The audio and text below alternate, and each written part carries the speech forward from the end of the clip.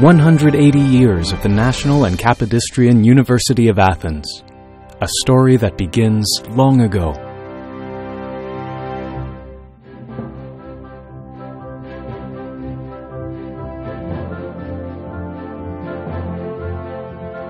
Even in pre-revolution times, there is a strong attraction in the country toward Europe and its institutions.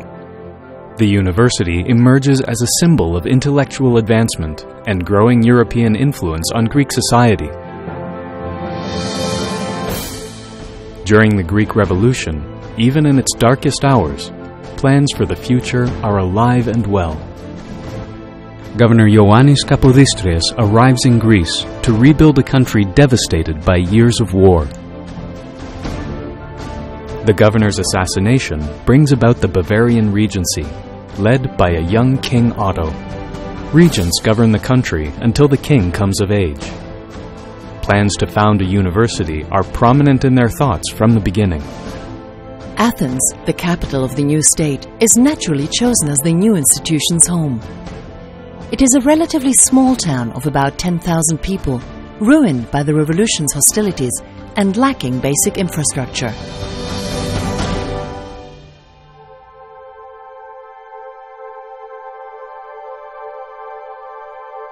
The Royal School of Arts is established in 1836.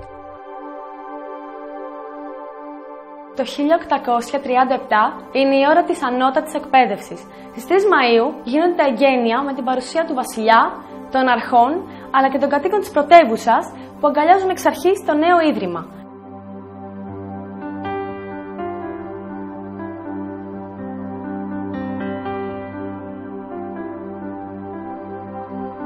The university is housed at the residence of architect and city planner Stamatis Kleanthis. It is one of the very few large buildings in Athens at the time.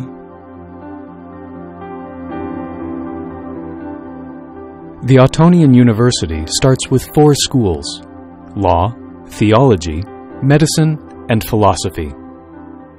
In keeping with the tradition of German universities, the School of Philosophy contains the departments of philology and physics and mathematics.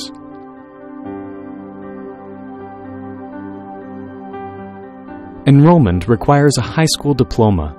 There are no entrance exams and no fees. At this time, there are only 3 high schools in Greece, at Nafplio, Athens, and Ermoupoli.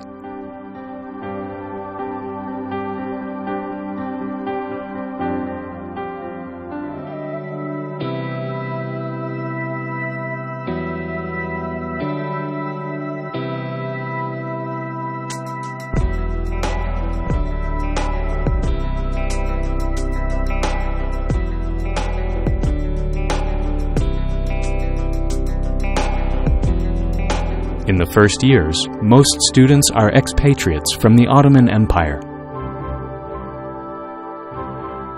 Για τους τελευταίους υπάρχει μια ειδική επιτροπή η οποία αποφασίζει ποιοι γίνονται δεκτοί. Την πρώτη χρονιά παρακολουθούν τα μαθήματα 52 φοιτητές και πολλοί ακροατές. Lectures begin and attendance is optional. There is no mandatory attendance as we know it today.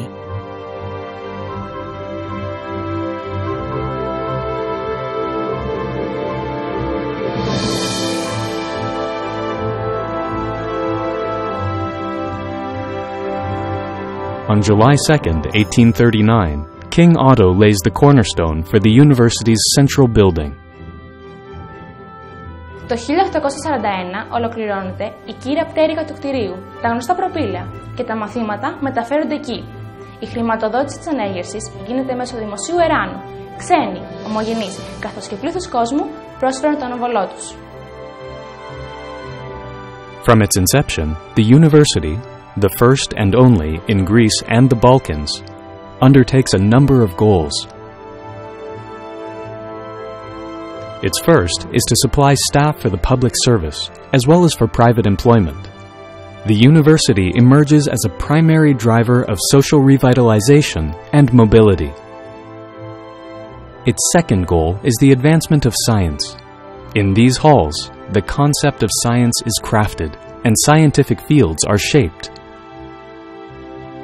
the university's third goal is the implementation of the great idea.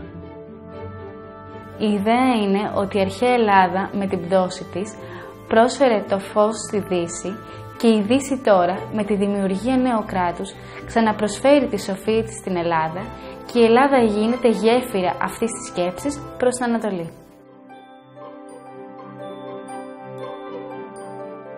Πώς το καταφέρνει αυτό? Το καταφέρνει μέσω των αποφύτων του. Οι δάσκαλοι, οι γιατροί θα ταξιδέψουν στην Ανατολή και θα μεταφέρουν τη γνώση αλλά και την ιδέα της πολιτιστικής υπεροχής του ελληνισμού.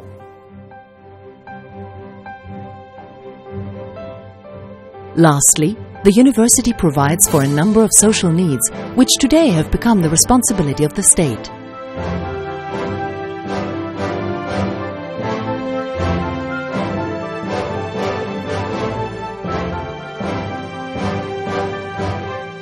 Οι φοιτητές είναι μόνο άντρες μέχρι το 1890. Από πολύ νωρίς αποτελούν μια ιδιαίτερως ενεργή συνιστόσα του Πανεπιστημίου. They make their presence strongly felt in the streets of Athens, pursuing demands related to the university and other topics.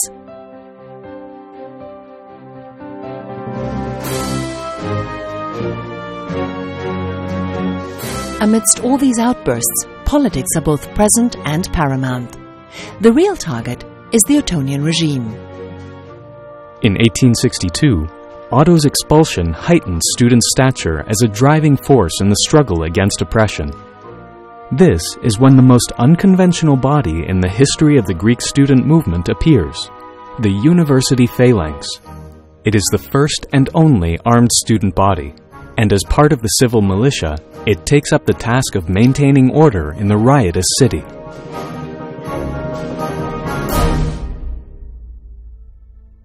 In October 1862, the provisional government changes the university's name from Ottonian to National.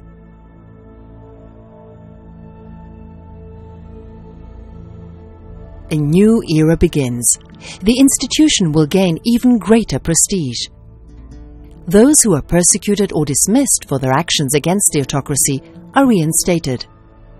Symbols of the old regime are eliminated along with the old name. Royal decorations on the university seal are replaced by the image of an owl, a symbol of wisdom. In 1887, in celebration of 50 years of operation, the university acquires its banner. Nikolaos Gyzis adorns the banner with the goddess Athena, and Georgios Iakovidis adds an owl on an olive branch.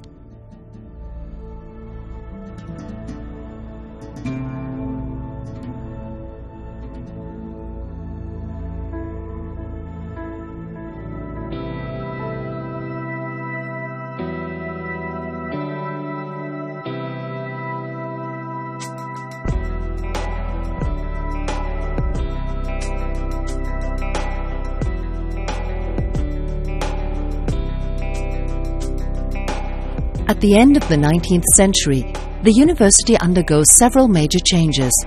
The first female student, Ioanna Stefanopouli, registers at the School of Philosophy in 1890.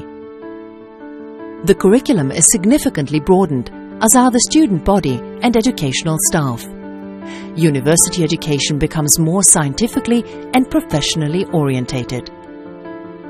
Positivism makes its presence strongly felt, reflected in the founding of museums and the creation of dozens of laboratories and tutorial facilities. Among them is the new chemistry laboratory, one of the best of its time. In 1893, bankruptcy forces the Charilaos Trikoupis government to impose fees for student registration and exams.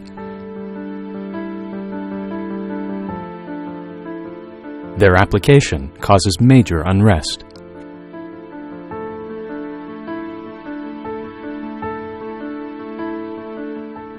At the beginning of the 20th century, the university founds its own hospitals, Areteo and Eginitio, funded by bequests from professors, and the Sigrou Hospital, funded by the Andreas Sigros estate. In the same period, the university is on the front lines of the resistance against Demotic Greek, declaring its concern that this informal variant of the language may prevail. This stance will earn the university a reputation as reactionary and obsessed with antiquity. Στις αρχές του 20ου αιώνα, οι φοιτητές εμπλέκονται σε δύο από τα πιο γνωστά επεισόδια της ιστορίας του φοιτητικού κινήματος, στα πολύνεκρα ευαγγελικά και στα ορεστιακά. Και στις δύο περιπτώσεις, οι φοιτητές υπερασπίζονται την αρχαία ελληνική γλώσσα ενάντια σε οποιαδήποτε μετάφραση στη δημοτική. 1909, the movement at Goudi. 17 out of 54 university professors are dismissed as part of a wider purge of the public service. It is the largest cleansing of teaching staff to date. In the same period, the first female lecturer, Angeliki Panagiotatou, takes the floor at the School of Medicine. The Venizelos era begins in 1911, when the government of the Cretan politician votes for the first definitive university regulation.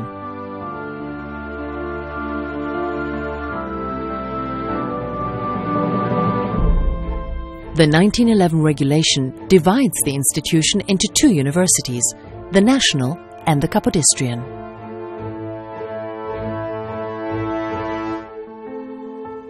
(1911) also sees the establishment of the doctoral thesis as we know it today. The change is profound, as the university is now able to replenish itself. Prior to the change, becoming a professor required studies abroad. The university is unified again in 1922, and in 1932 it acquires its current name, the National and Kapodistrian University of Athens, NKUA.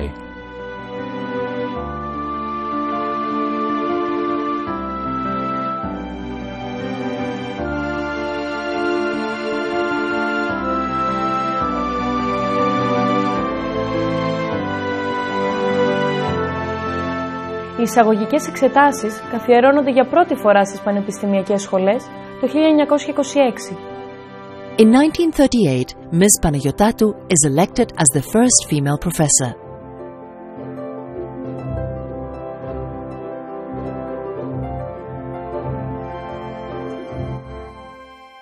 The university is expanding, not only in terms of staff, but also infrastructure. Schools acquire new buildings, such as the Theoretical Disciplines Building and the School of Medicine. The expanding student population makes the issue of their representation ever more critical. In 1911, the rector gives permission for the formation of student unions and societies. It marks the beginning of the student union movement and politicized trade unions. At the same time, left-wing ideologies begin making their way onto campus. The student movement becomes much more politically aware, and simultaneously more critical of the university itself. Away from campus, what is life like for students in Athens, especially for those coming from rural areas? Students pay for their textbooks and their rent. They live in small apartments in the city center near the university. They enjoy the sounds of the city, the exhaust fumes, the dustless, asphalt-covered central streets. Τους φαίνεται καθαροί, όμορφοι, με ψηλές πολυκατοικίες, σαν να βρίσκονται σε ένα άλλο κόσμο. Είναι μακριά από τα σπίτια τους και εκτός από τις πανεπιστημιακές τους υποχρεώσεις, έχουν ελεύθερο χρόνο. Πηγαίνουν κινηματογράφο, θέατρο, διασκεδάζουν και ντύνονται πιο ανάλαφρα σε σχέση με το επαρχιακό ντύσιμο.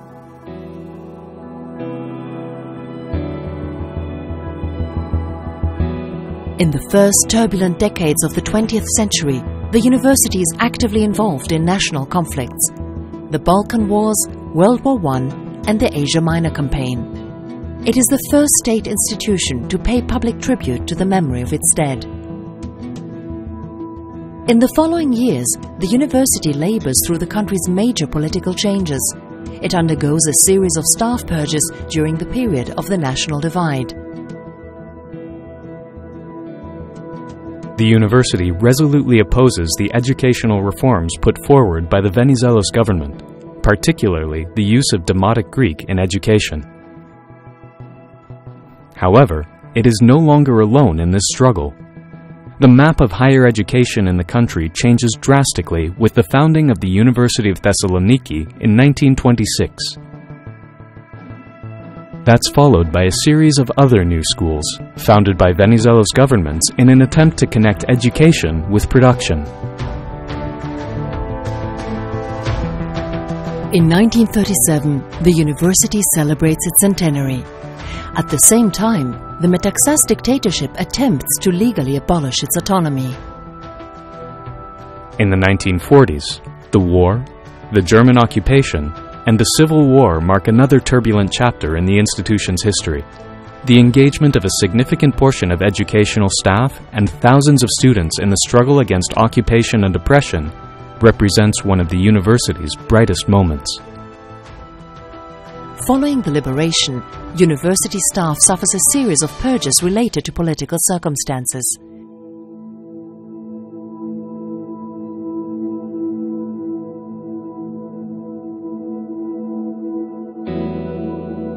In the following years, the university remains closely linked to the political circumstances of the time. It expresses the dominant post-Civil War ideology while engaging with critical turning points of the time. Educators and the student body are active participants in protests regarding developments in the Cyprus issue. In the 1960s, following the elimination of tuition fees by the Papandreou government, the university sees an impressive rise in the enrollment of students of both genders. Slogans, like 15% of the national budget for education, echo through the streets of Athens. The dictatorship that begins on April 21, 1967, aims from its beginning to revoke the university's autonomy. The silence of the first years gives way to students' reaction. The School of Law uprising in February 1972 was one of the most important moments of the youth struggle against a dictatorship. After 1974, the University of Athens continues its role in the country's tertiary education system. Καινοτόμα γνωστικά αντικείμενα εισάγονται στο πρόγραμμα σπουδών. Νέες σχολές και τμήματα δημιουργούνται. Το Ίδρυμα στελεχώνεται από καινούριο, πολυπληθέστερο επιστημονικό δυναμικό, το οποίο έχει στενή σχέση με τη σύγχρονη διεθνή επιστημονική σκέψη.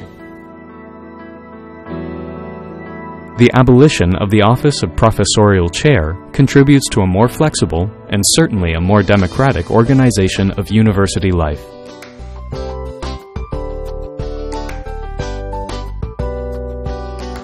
From the 1990s onwards, with populations of both students and staff growing steadily, the university's implementation of postgraduate studies and European research programs contribute significantly to advancing research infrastructure and related activities.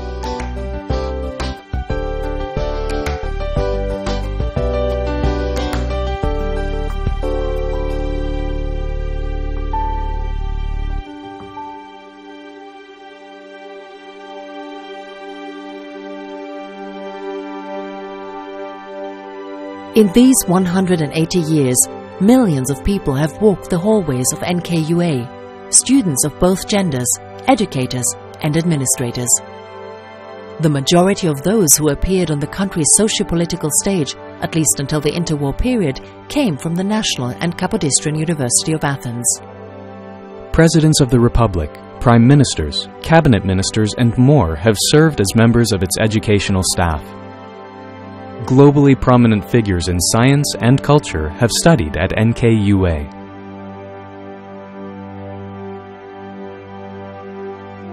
Since its founding, NKUA has, to a great extent, served as the backbone of the country's scientific, social, and cultural life. Today, it consists of 8 schools and 33 departments. Its educational and administrative staff number more than 3,000 people, and it serves more than 65,000 students.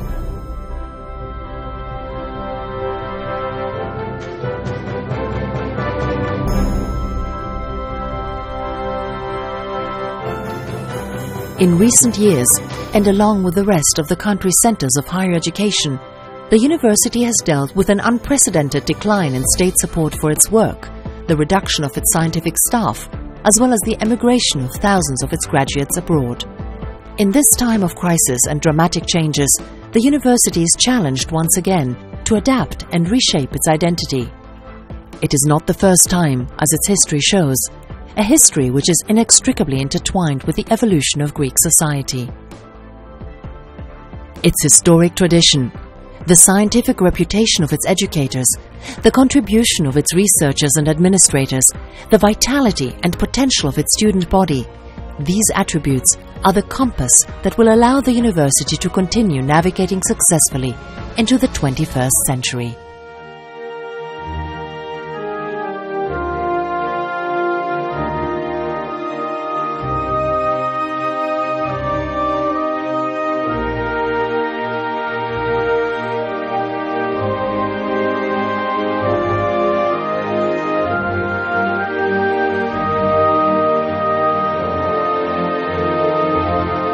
Εύχομαι το Πανεπιστήμιο του αύριο όχι απλά να μορφώνει τους νέους ώστε να φύγουν στο εξωτερικό για να βρουν δουλειά, αλλά να δημιουργεί τις προϋποθέσεις να μείνουν εδώ στον τόπο τους.